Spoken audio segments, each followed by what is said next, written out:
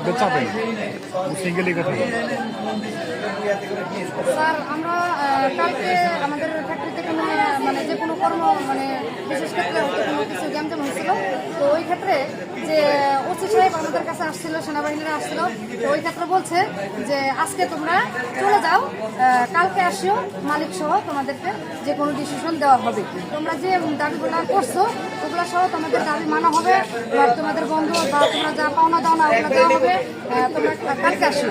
তো আমরা আজকে সকাল 7টা বাজে আসছি। তো আসার পরে দেখতেছি আমাদের ফ্যাক্টরি অনির্দিষ্টকালের জন্য বন্ধ। তো এখন তালা ঝুলাইছে। তা আমরা বললাম যে আমরা ফ্যাক্টরিতে আসছি কাজের জন্য, তো আমাদের ফ্যাক্টরি বন্ধ কেন? ওনারা বলতেছে অনির্দিষ্টকালের জন্য বন্ধ, ফ্যাক্টরি খোলা হবে না।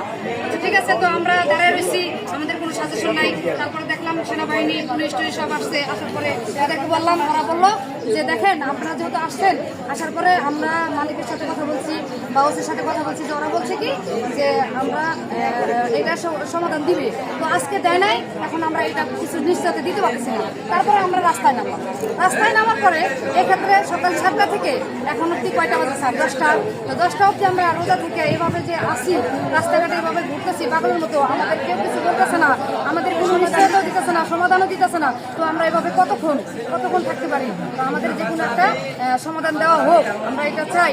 আপনাদের কাছে রিকোয়েস্ট যে আমাদের কর্মস্থলে ফিরে দেন, বা আমরা যাতে সুস্থভাবে বাঁচতে পারি, সুস্থভাবে কর্মক্ষেত্রে চলতে পারি, বা ওইভাবে একটা যে কোনো কিছু করার আপনাদের কাছে সরকারের প্রতি আমাদের এটা অনুরোধ। আমরা তো গরিব মানুষ স্যার, আমরা তো আসছি কর্মক্ষেত্র করে খাইতে, আমাদের যাতে আমরা দুই বেলা লবণ ভাত খাইতে পারি এই ক্ষেত্রে। তো আমাদের যদি এইভাবে যদি মানে পেটে লাথি দিয়ে বাড়ি ফেরা দেন আপনারা, তাহলে আমরা কোথায় যেতে পারি বলেন? তো এখন আমরা আপনাদের কাছে এটাই দাবি যে আপনারা সবাই মিলে এটা সমাধানে আসেন স্যার। আর কিছু বেশি কিছু বলার নাই, আমরা সমাধান চাই।